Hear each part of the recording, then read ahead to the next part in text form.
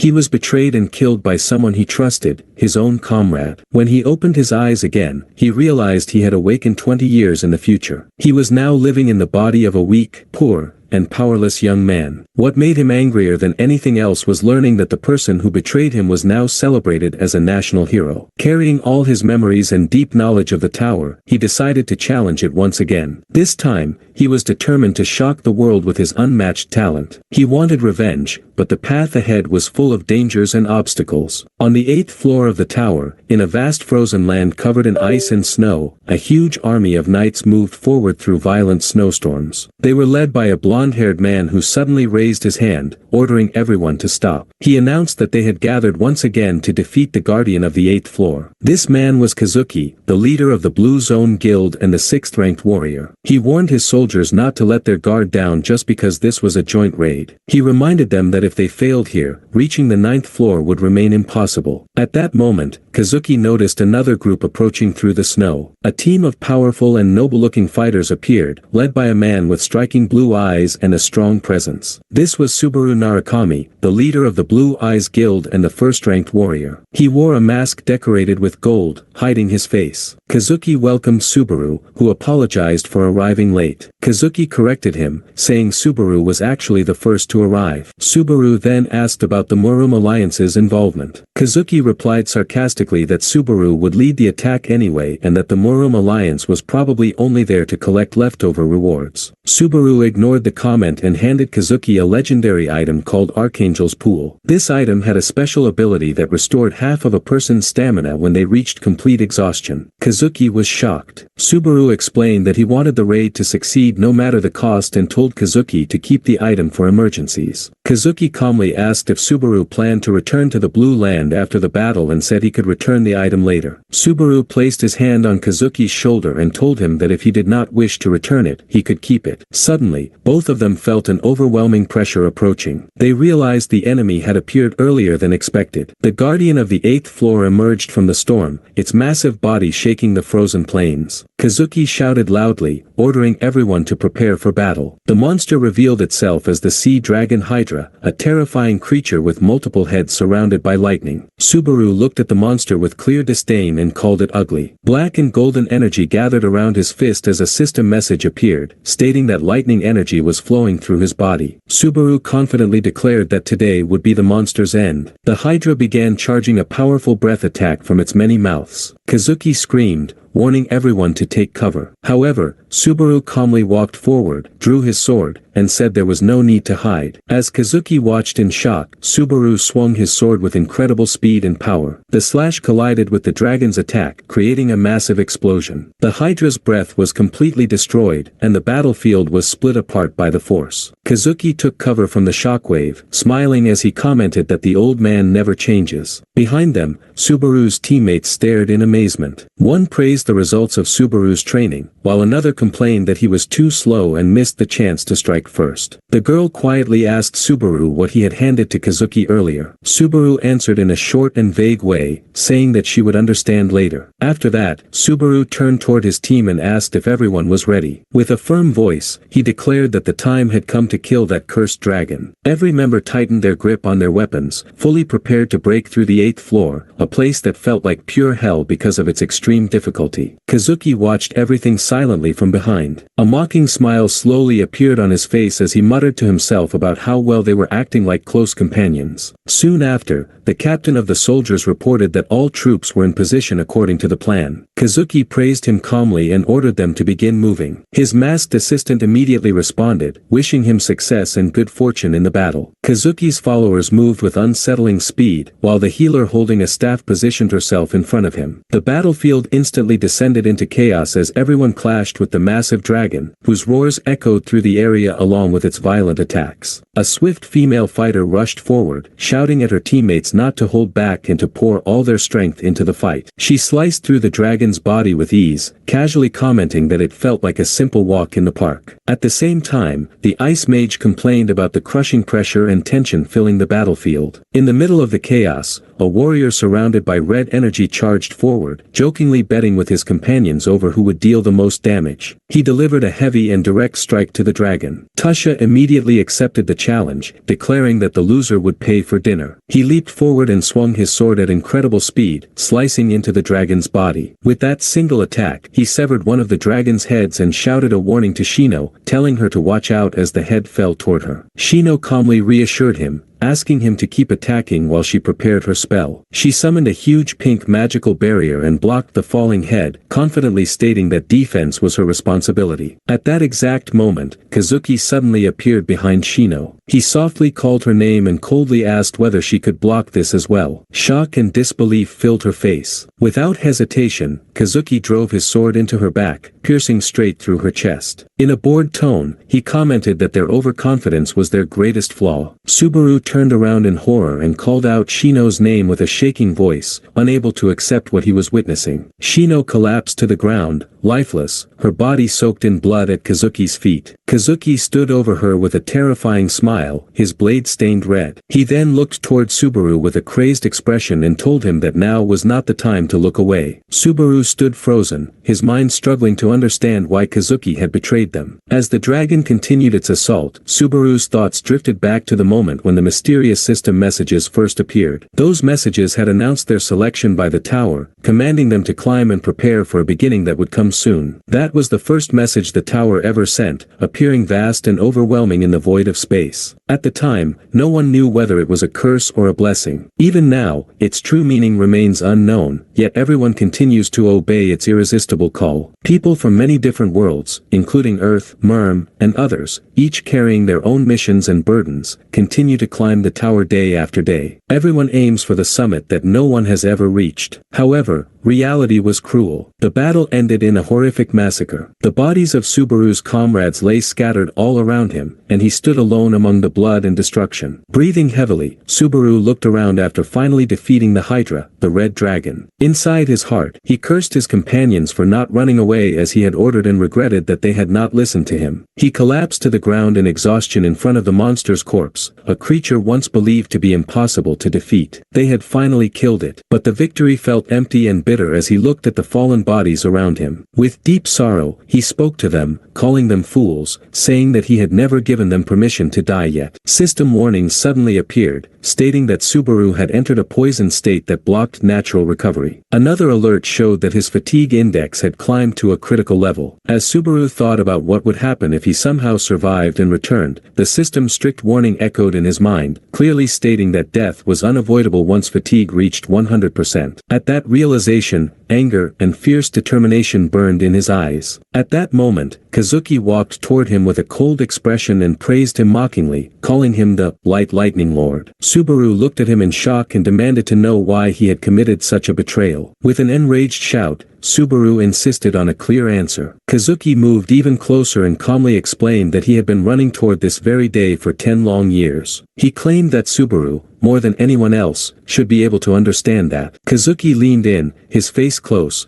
and said with a twisted smile that this was the only way he could defeat Subaru. He openly admitted that he had deliberately drawn Subaru's attention and used the members of the Blue Eyes Guild as bait to distract him. Otherwise, they would have stood in his way. Kazuki then shouted with long-suppressed hatred, revealing how mentally tortured he had been by everything Subaru had given him. In a crazed voice, he declared that he chose the world over his friend. Stepping back, Kazuki spoke with fake sadness, announcing that the end had arrived and that there was no way to escape this outcome. He then pulled out the Archangel's pool and mocked Subaru, saying that he no longer needed to return it as promised. He confidently stated that with Subaru's death, the Blue Eyes Guild would completely disappear, as confirmed by Shad and Freuda. As he turned to leave, Kazuki coldly told Subaru not to be sad, saying that he would remain a hero in history books, even if he would never be able to confirm it himself. Subaru replied with a blood-stained, sarcastic smile, saying that Kazuki only ever heard what he wanted to hear, even at the very end. Although Subaru fully understood that his life could no longer be saved, he refused to accept death weakly. Instead, he chose to resist and activated the skills he had left. Kazuki froze in shock and turned around, shouting in disbelief at what he was witnessing. Subaru had stood back up, holding the legendary LS fan, an item capable of releasing violent winds. Subaru swung the fan with force and declared that it still had remaining charges. He refused to explain anything to Kazuki. His glowing eyes clearly showed his resolve to use the last 4 activations of the fan to change the outcome. Subaru remembered the 4 surviving members of his guild who were still behind him. Using the power of the wind, he blasted them far away from the battlefield with tremendous force, shouting at them to escape and save their lives. Kazuki immediately understood what Subaru was doing and panicked. He yelled orders to his soldiers, telling them to chase the survivors and not let a single one escape. As the merm fighters moved to follow the command, Subaru stepped forward like an unbreakable wall, blocking their path. He formed a ball of lightning in his hand, forcing them to stop and face him. The fatigue index rose to 95, and the sky thundered loudly, signaling the time limit on the Lightning Lord's ability. A massive pillar of golden lightning crashed down, turning the battlefield into a blazing electric nightmare. Kazuki watched with tension and an uneasy smile, calling Subaru stubborn for refusing to surrender. With fatigue reaching the deadly level of 96, Subaru charged forward with his weapon. Surrounded by an overwhelming and terrifying aura, he wondered what kind of reward Kazuki had promised these soldiers to make them brave enough to face a raging monster like him. Subaru stood alone before the crowd of enemies and warned them that the price for attacking him would be their lives. With glowing eyes and a body covered in wounds, he declared with absolute authority that from this moment on, no one would leave the battlefield without his permission. The soldiers finally realized that this fight had become a matter of survival. Screaming that they had no other choice, they rushed toward him with all their weapons, prepared to fight with everything they had. Subaru blocked their attacks with great skill, using his spear to stop the swords aimed at him. In his mind, he admitted that under normal conditions, these enemies were not the type he could easily defeat. However, his biggest concern was not them. What truly worried him was the possibility of Kazuki stepping in, because that would completely change the battle. Still, as he fought, he felt a small sense of relief knowing his comrades had already escaped far enough. The real danger now was his fatigue index, which had climbed to 97%. Subaru understood clearly that he could not drag this fight on any longer. As he blocked another attack, the fatigue rose to 98%. Even though intense pain crushed his body, he continued fighting with everything he had. Suddenly, a heavy blow struck him, making his body stagger. That single moment gave the soldiers an opening. Swords fell on him from all directions. Blood splashed as the soldiers shouted wildly. They burst into cheers, convinced that they had finally done the impossible and killed Subaru Narukami. But then, a calm voice echoed from within the chaos, asking them who they thought they had just killed. Subaru stood there, his eyes glowing with golden light. Violent lightning exploded from his body, shocking every soldier around him. Their bodies were thrown into the air like broken dolls. One by one, they crashed to the ground. Subaru then dropped to his knees, completely drained. The remaining soldiers stepped back in pure terror, whispering among themselves that this man was a true monster, someone who refused to die even after falling. From a distance, Kazuki watched everything with a cold smile. He mocked the idea that Subaru's era would end so easily. At that moment, the fatigue index reached 99%, and a red system warning appeared, clearly stating that death would occur once it reached 100. Using the last of his strength, Subaru spoke to Kazuki. He said that Kazuki should know better than anyone that in the end, Subaru was always the one who won. With a loud scream declaring his victory, Subaru threw his final spear. Wrapped in lightning, the spear flew at terrifying speed, tearing through the air toward its target. Kazuki held the Archangel's pool jewel, feeling safe and confident that his life was secured. He even offered mocking words of pity toward Subaru. But his face froze in shock when the spear struck the jewel directly and shattered it completely, destroying his final safeguard. Subaru's consciousness began to fade as he calmly accepted that he had won in the end. Even though he could not witness Kazuki's death and his body was in terrible shape, his last attack had hit perfectly. Surrounded by darkness, Subaru wondered what would happen to him next. He questioned whether he would remain trapped in this endless void forever. Suddenly, a disgusting smell filled his nose, and strange noises reached his ears. He slowly opened his eyes and realized he was inside a metal trash bin in a dirty alley. In confusion, he wondered if this place was hell. A blue status screen appeared in front of him, displaying the name, Subaru Hosoi, Level 1. He stared at it in shock,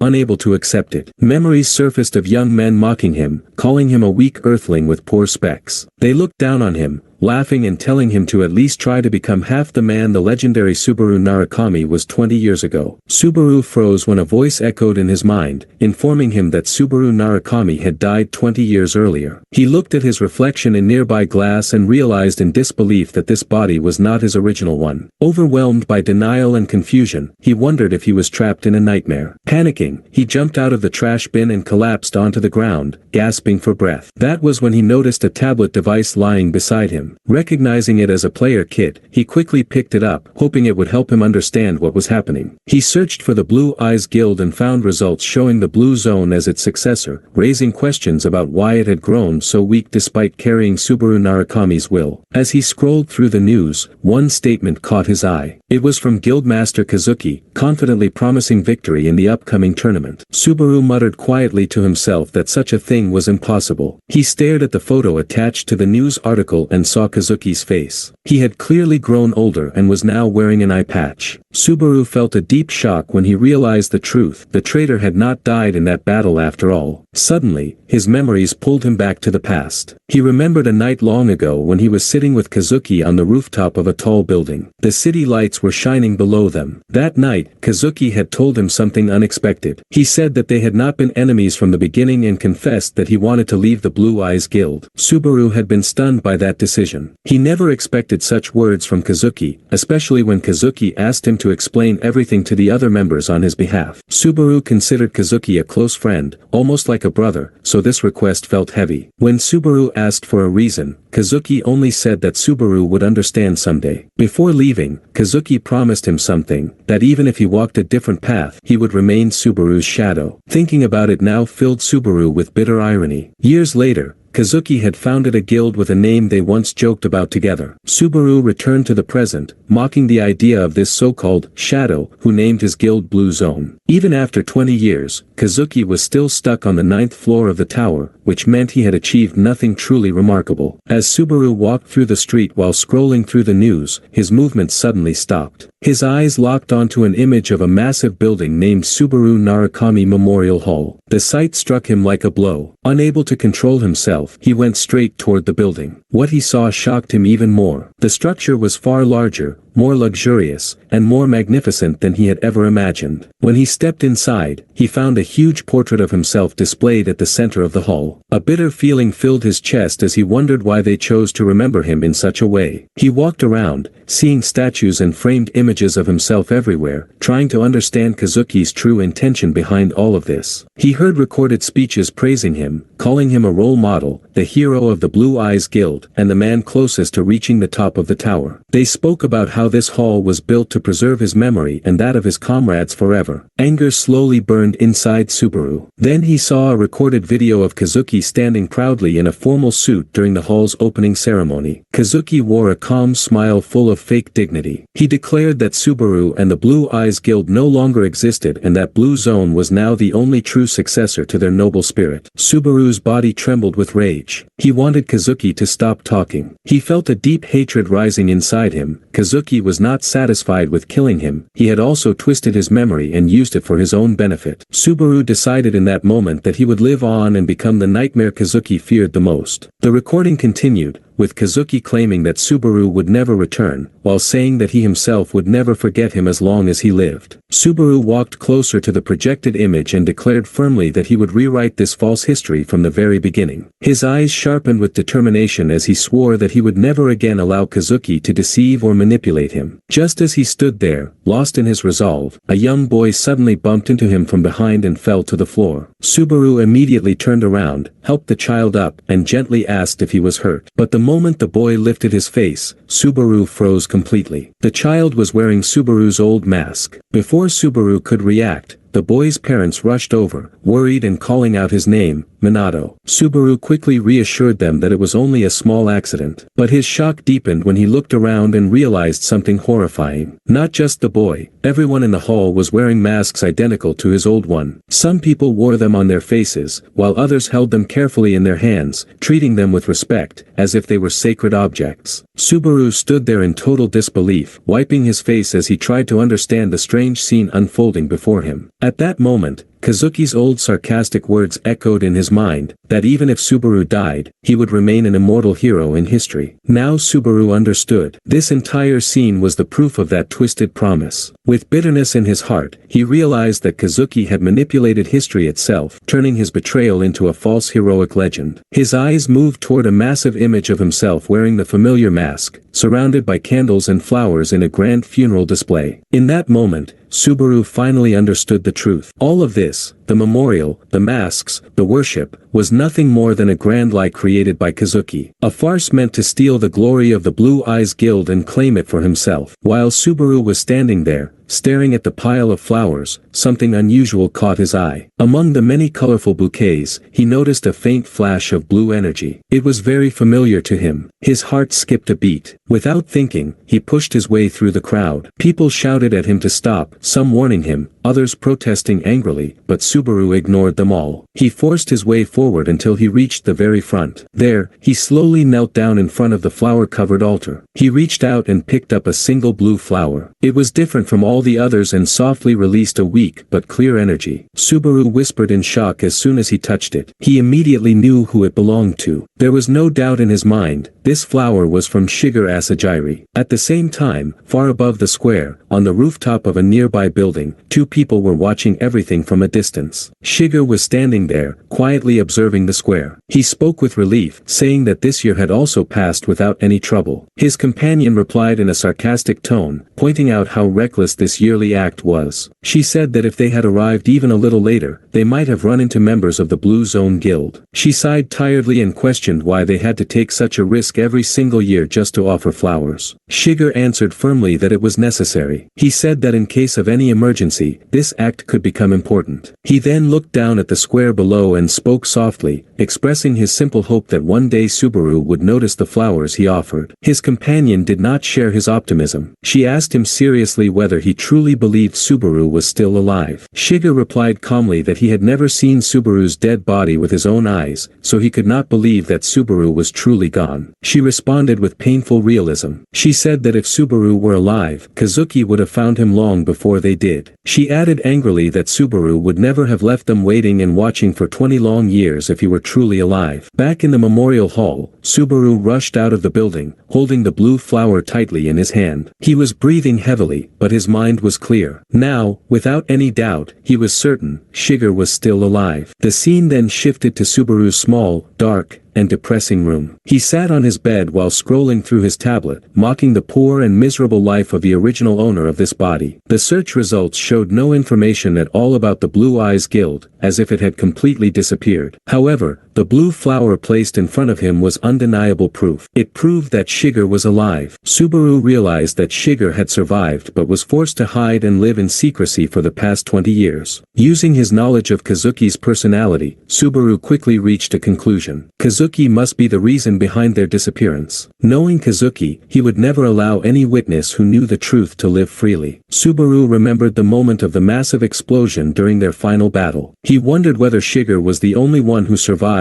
or if the wind had somehow saved all four of them. Slowly, Subaru accepted the harsh reality of his current situation. As long as Kazuki was alive and still in control, trying to contact his former comrades would be nothing but suicide. Subaru looked out of the window, fully aware of his weakness and helplessness. Forcing himself into the flow of events right now would only lead to his death. He looked down at his hands, his eyes filled with determination. He decided that his first and most important step was clear. He had to reclaim the power he had lost before doing anything else. Based on the memories of Subaru Hasoi, 2 days passed in preparation. Finally, the preliminary training phase for player qualification began. Subaru stood there, holding his sword. He stared at the blade with deep focus and told himself that survival was his only goal. As long as they were all alive, meeting again was always possible. The scene then moved to the test hall. It looked like a grand Roman-style amphitheater. A huge supervisor named Huga stood above, watching the participants with a cold and bored expression. One participant was gasping for air after killing a monster. Huga spoke indifferently, saying that he had barely succeeded and that it was not over yet. While the participant was still exhausted, Huga asked him if he wanted to attempt the next stage. A system window appeared, explaining that every additional stage would increase the number of goblins by 1, along with better rewards. The explanation terrified the participant. He immediately backed away, screaming that he refused, calling the idea of fighting 3 goblins at once pure madness. Huga grew irritated by the screaming and threatened the participant with failure. The participant begged desperately, insisting that he had already proven himself at the current stage. Huga glanced at the goblin corpses on the ground with clear disdain. He muttered that the overall level was so low that he was forced to pass weak people like this, clearly displeased by the situation. Huga silently reviewed the performances in his mind. Among all the participants,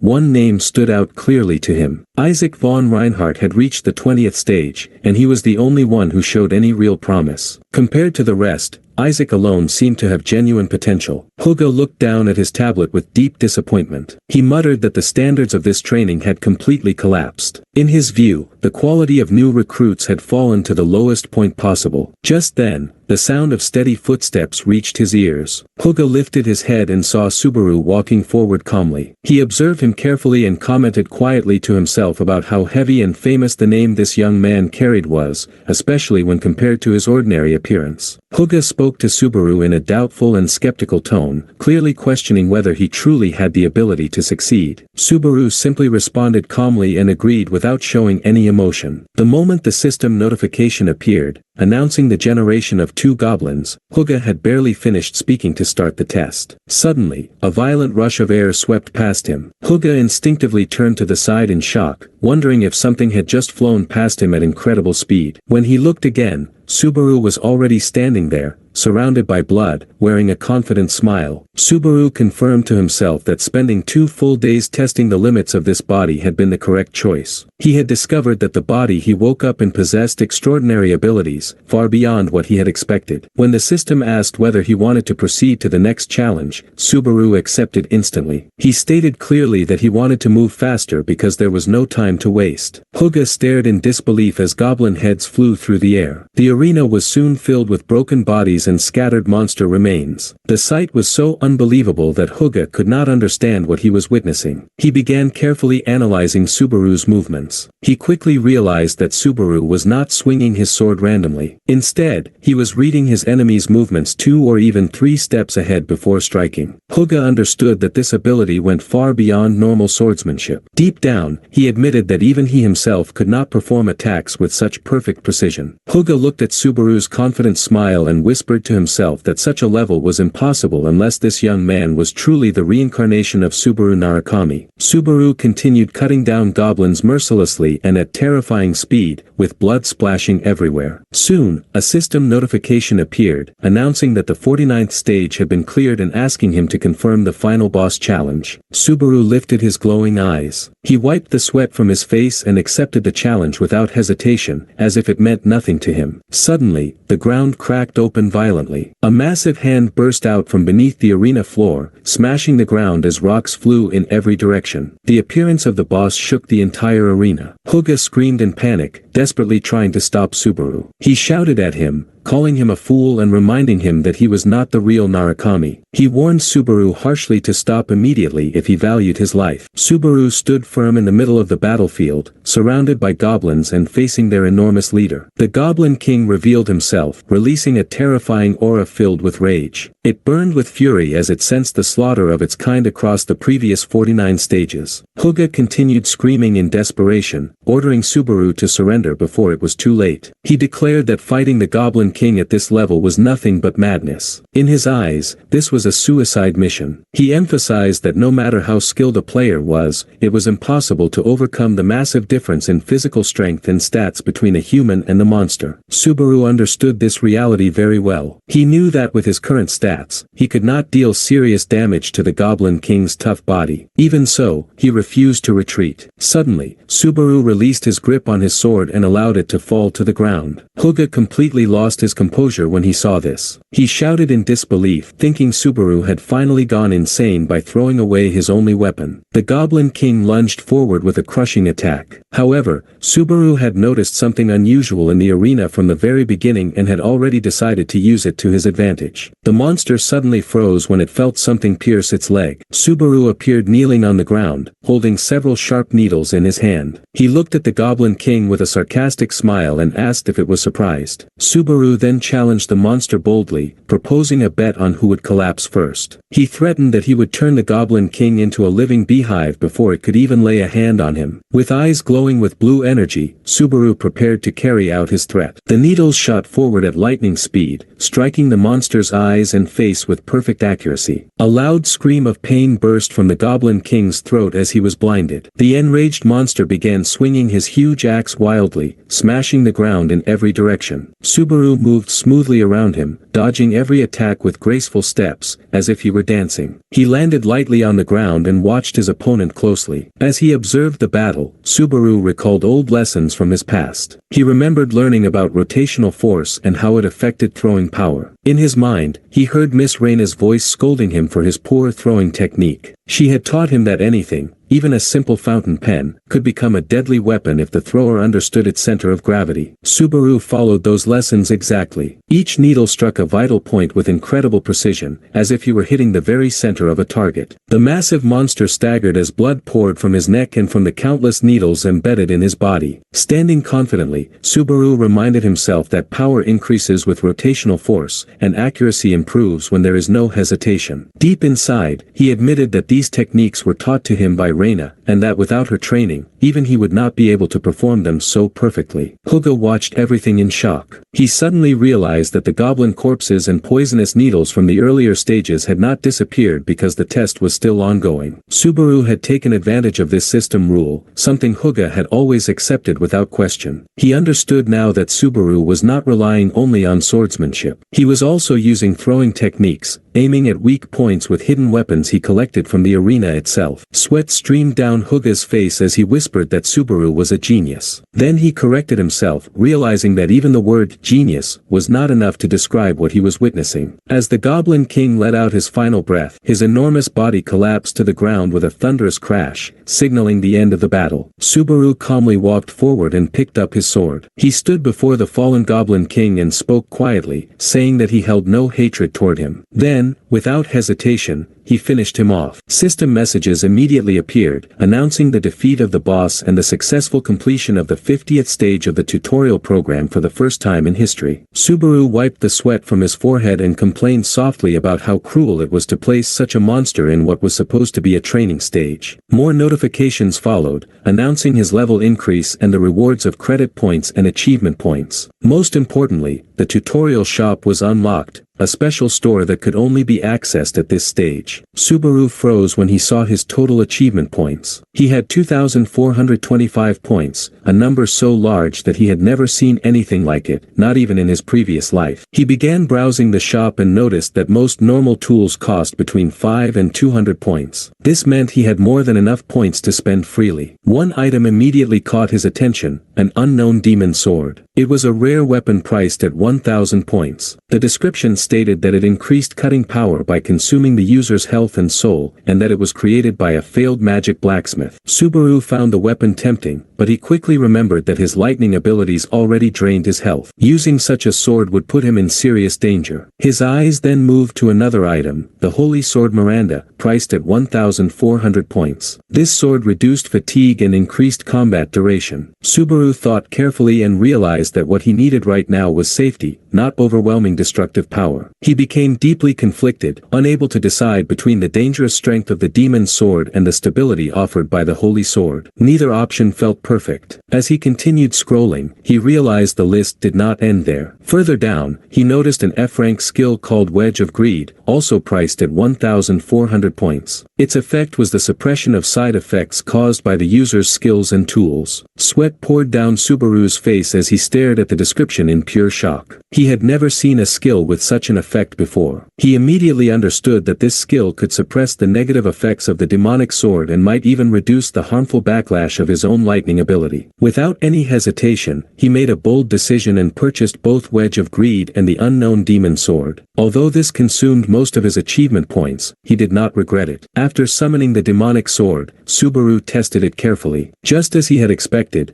the synergy between the skill and the weapon was outstanding. The side effects were greatly reduced, proving that relying on a combination of tools and skills was far better than depending on a single ability. Supervisor Huga interrupted him at that moment, praising his choice and commenting on the excellent compatibility between the item and the skill. However, he quickly added that as a supervisor, he personally could not understand why Subaru would make such a choice. With visible curiosity, Huga asked him why he chose a skill that he believed to be useless and ineffective. Subaru let out a bored sigh and asked if the supervisor really wanted him to explain every small detail. Huga became irritated by Subaru's casual tone. Seeing this, Subaru immediately trembled on purpose, pretending to be scared, and apologized for his poor formal manners. Huga calmed down slightly, convincing himself that Subaru's behavior was due to exhaustion after the exam. He decided to let it go just this once. Subaru looked at the old supervisor carefully, his memories returning, and realized that the arrogant, snot-nosed kid from the past had now grown into an exam supervisor. He remembered a moment from long ago when a young man named Huga had approached shyly and proudly declared himself a fan of Subaru, asking for his autograph. Subaru had apologized back then, saying he did not have a signature, so the young man had asked him to simply write his name instead. Subaru had agreed and written it for him. Back in the present, Huga began lecturing Subaru about the poor morals of the younger generation compared to his own youth, calling them arrogant and disrespectful. Subaru, however, thought quietly to himself that times had changed, just like the amount of hair left on the supervisor's head. Huga suddenly exploded in anger when Subaru refused to answer a previous question, using exam confidentiality as an excuse. The supervisor accused him of relying only on shallow information from the internet and shouted after him, threatening to personally teach him manners. Trying to regain control of the situation, Huga then offered Subaru a chance to join the Chivalry Guild. Subaru rejected the offer instantly and firmly, waving his hand as he walked away. Huga stood frozen in shock, unable to believe that a supervisor's recruitment offer had been rejected so directly. At that moment, a system window appeared in front of Subaru, asking if he wished to move to the second floor. Huga tried to chase after him, shouting for him to stop, but Subaru ignored him completely and vanished from sight, leaving the old man standing there in confusion and disappointment. Soon after, Subaru arrived on the second floor, his feet stepping onto the land known as the City of Beginnings. The city was full of life and noise. Merchants shouted loudly, advertising strange goods such as deep-sea rags from Runeterra and special dried meats. Subaru walked through the busy streets, noticing items ranging from merm silk to leather jackets from Earth. Feeling the atmosphere around him, Subaru realized that he had truly returned to this place. Deep inside, he understood that he had been given a rare opportunity that almost no one ever receives, a second chance. Having experienced all of this once before, he decided that this time he would handle everything far better. Memories of his old comrades sitting together around a fire surfaced in his mind. He silently vowed to take revenge for them and for the brutal end they had suffered. With firm resolve, Subaru headed toward the training building and requested a private room to test his new skills and equipment. The old employee at the desk asked lazily which floor Subaru had come from. Subaru replied briefly that he had just climbed up. The training building was a place many beginners visited regularly. The employee pointed down the corridor and suggested room number 1, which contained a straw dummy and was suitable for someone at Subaru's level. However, Subaru surprised him by calmly requesting room number 5 instead. The employee stared at him in disbelief and tried to warn him honestly, saying that it would only be a waste of money and advising him to stick with the first room. Subaru thanked him politely for the concern but firmly insisted on booking room number 5 for 30 minutes. Subaru paid 50 credits and walked down the corridor while the employee shouted after him, warning that there would be no refund if he left halfway and mocking him by calling him a wannabe hero. The training rooms were designed with increasing difficulty as the room number rose. The first room only contained simple training dummies, while the third room already had giant rocks. Because of this, it was natural for people to look with disdain at a beginner heading toward the higher-numbered rooms. Subaru closed the iron door behind him and stood in the darkness, preparing to begin. He drew the unknown demon sword, which immediately emitted a deep red glow as the system recognized its user. Suddenly, massive red energy burst from the sword and began violently consuming Subaru's health and mana, temporarily and aggressively boosting his physical abilities. At once, the level 1 wedge of greed skill activated, trying to resist the sword's violent recoil and restore a small portion of his health. However, the resistance was not complete, and Subaru felt a slight rise in fatigue. He quickly realized that the first level of the skill was too weak to fully endure the sword's effects. The sword continued to greedily absorb his life force, and although the pain intensified, his combat power increased in direct proportion to the health he lost. Subaru clenched his teeth, understanding that this was his current limit. Still, it was within his expectations. Without hesitation, he spent 10,000 credits to immediately upgrade the wedge of greed skill. The skill advanced to level 2, and the system informed him that the next upgrade would require 20,000 credits. With the skill now at level 2, it resisted the sword's recoil far better than before. Although the sword continued to drain his health, the resulting power increase was terrifying. Subaru realized that his experiment had succeeded. He leaped high into the air, lifting the glowing sword, and declared that it was finally time to test its destructive power. Outside the room, the employee sat in his quiet office, fighting boredom and drowsiness. Suddenly, the door to room number 5 opened, and Subaru stepped out. The employee froze in place, trembling as he wondered whether he was still dreaming or hallucinating what he was seeing. He stood there in confusion, reminding himself that the young man had only been inside for 10 minutes. He knocked on the door and called out, "Dream boy," to make sure Subaru was really there. Then he slowly opened the door. What he saw shocked him into silence. His eyes widened as he stared at the completely destroyed room. The walls were cracked, and even the giant training rock inside had been sliced cleanly in half with terrifying precision. He could only wonder in disbelief what had happened inside that room. Some time later, Subaru woke up in his hotel room and stretched his body, wondering how long he had slept. His muscles still felt stiff. He later sat in the hotel lobby, sipping coffee and thinking about his experiment with the cursed sword. He realized that if it had been a normal weapon, the consequences would have been disastrous. However, the physical burden had been greatly reduced, and he had successfully drawn out the sword's power. He checked his status window and saw that he was now level 10, with modest physical stats. He admitted to himself that under normal circumstances, he would not even have been able to lift such a magic sword, let alone use it. Subaru recalled the training session and confirmed that the synergy between the wedge of greed skill and the sword was perfect. This proved that his strategy had worked. With a confident smile, he thought that combining this setup with his lightning element would produce even better results. However, reality quickly struck him when he checked his remaining balance. It did not exceed 50 credits. Since upgrading the skill required 20,000 credits, he could only sigh bitterly and wonder if this body had been poor its entire life. Subaru sighed helplessly at how far he had fallen, to the point of worrying about managing such a small balance. He comforted himself by thinking that surviving death at least justified it. Just then, a loud voice greeting everyone interrupted his thoughts. Subaru turned his head and saw a young man wearing cat ears, filming a live stream and excitedly talking about his expedition on the second floor and his memories as a beginner. A donation notification suddenly popped up on the screen, 1,000 credits. The streamer's excitement skyrocketed. While celebrating, he accidentally spilled coffee on himself. Still, he exaggerated his kindness for the camera and politely thanked the donor. Subaru watched in disbelief. He seriously wondered if the man was crazy. Curious, he checked his tablet and read about the current live streaming era. He learned that 1 out of every 3 players had started streaming to earn credits. Only then did Subaru understand what he had just witnessed, a donation-based live stream. Suddenly, he heard a familiar voice calling his name. He turned and saw an elegant man dressed in luxurious clothes. The man asked if Subaru had climbed up as well. He walked closer, commenting that the coincidence was strange, and casually asked where Subaru was staying. At that moment, Subaru felt a strange reaction inside his body. It wasn't simple annoyance. It was more like an instinctive thrill. From this, he realized that the original owner of this body had a very bad relationship with this man. The man spoke in a condescending tone, warning Subaru not to ignore him. He complained that it felt like he was talking to himself. As Subaru stared at him, memories suddenly began flooding in. The discomfort he felt wasn't shallow, it was deep resentment. Subaru answered stiffly that he had just climbed up. The man, named Isaac, smiled mockingly. He said he never expected a weakling like Subaru to survive the tutorial. He had assumed Subaru would be killed by a goblin. More memories surged forward. Subaru clearly remembered the past now. He saw himself trembling before Isaac, being questioned coldly. Isaac had scolded him harshly, telling him not to try calming him down with a blank face. The memory continued painfully. Isaac insulted him repeatedly, saying his name was annoying and that he was useless and incapable of following simple instructions. He accused Subaru of pretending to be pitiful by showing off that he was an orphan. In the memory, Subaru cried while trying to explain that the credits he had been given were not enough. Isaac ignored him completely. Instead, he struck him violently, knocking him to the ground. He ordered him not to speak and called him trash. Isaac mocked him, saying that the garbage box he was hiding in would now be his home. With a cruel smile, he warned him never to leave it, threatening terrible consequences if he disobeyed. Subaru felt bitterness rise in his chest as he recalled everything. He wondered what kind of fool would silently accept such humiliation and violence. Now he finally understood why the original owner of this body had hidden inside a garbage container. Isaac returned to boasting proudly. He bragged about clearing 20 stages, breaking his father's record, and gaining the admiration of Supervisor Hyuga. He continued showing off, claiming he had received a B-rank skill, the highest possible rank in the tutorial. Then, rudely, he demanded a drink. Subaru replied coldly that he was leaving, completely ignoring Isaac's bragging. Isaac stopped him and ordered him to buy cheap coffee on his way back. Subaru sighed in boredom. This reaction angered Isaac, who noticed the change in Subaru's behavior. With a frightening expression, Isaac asked what had happened to him lately. He mocked him, asking if his soul had been replaced. Subaru answered firmly that he had no credits and told Isaac to buy his own coffee. Then he turned to leave. Isaac ordered him to sit down, his voice low and threatening. Subaru refused. Inside, he apologized to the original owner of the body, knowing he had no time for revenge right now. Still, he seriously warned Isaac not to stand in his way. Suddenly, Isaac grabbed Subaru's arm tightly. His grip was full of menace as he threatened him again, reminding him of what happens to runaway trash. Subaru stared at him sharply and told him to let go of his arm, warning that it would be better for him if he did. Isaac only tightened his grip even more. With an annoyed face, he warned Subaru not to get arrogant and deliberately called him by his first name in a mocking, insulting tone. Subaru quickly understood that creating a scene in such a crowded place would only cause trouble for himself. It would not benefit him at all. Suddenly, Isaac burst out laughing loudly. He claimed that he was just joking and said he only wanted to scare Subaru like he used to in the past. He finally released Subaru's arm and mocked him again, saying that he was still the same weak and cowardly small fry. Isaac continued ridiculing him, guessing that Subaru must have barely passed the tutorial after struggling badly. Subaru stayed silent and looked at him calmly, but inside, he could feel his body reacting on instinct, as if fear from the past was still deeply rooted in him. Isaac stepped closer with a look of pure disdain and asked if Subaru was thinking of fighting him. He reminded him arrogantly of his father's influence and hinted that he could make Subaru disappear quietly without anyone noticing. With a condescending laugh, Isaac turned around and left, casually telling his friend to be careful. Subaru stood there, boiling with anger. He repeated the words "my friend" in his mind with sarcasm and bitterness, feeling disgusted by the hypocrisy. The scene then shifted to explain the growth system of the tower. There were two main ways for players to become stronger. The first method was clearing tower trials in virtual space. In these trials, players gained power, skills, and rewards in a relatively safe environment. Even if they failed, they would only lose credits and progress. There was no risk of real death. The second method was hunting in the real world. This involved fighting monsters outside safe zones or inside dangerous dungeons. Growth through hunting was much faster, but the danger was real. Death here was final. Monsters would kill and devour players without mercy. Because of this terrifying risk, most players avoided real hunting and chose the safer virtual trials instead. The entrance to a dark and frightening orc nest appeared, showing just how dangerous real-world hunting was. Although this path allowed faster growth, it came with deadly consequences. Subaru sat on the ground, completely exhausted, in front of a massive monster's corpse. He smiled tiredly as he stared at it, fully understanding understanding the harsh truth now. Safety meant slow progress, while danger meant rapid growth. He then pulled out his tablet to check the news. What he saw made him freeze in shock. A live stream was playing, showing someone impersonating him. The imposter was wearing a mask similar to Subaru's and was cheerfully greeting his followers, whose number had already exceeded 80,000. The fake Subaru proudly announced his challenge to the third floor. Subaru felt disgusted. He was sick of these copycats exploiting his name and mask for fame and money. Suddenly, a new mission appeared on the stream titled, Narukami Subaru is a fool, with a reward of 20,000 credits. The imposter accepted it happily, overflowing with excitement. More ridiculous yet profitable missions followed, such as Lonely Wallet and Idol of Baldness, all offering massive rewards. Subaru could only stare at the screen in disbelief. The imposter enthusiastically thanked his supporters and promised to fulfill all their requests. Subaru bitterly compared their situations. That clown was earning huge amounts of money safely through streaming, while he himself was risking his life fighting monsters. He looked at his miserable balance, which was still under 50 credits,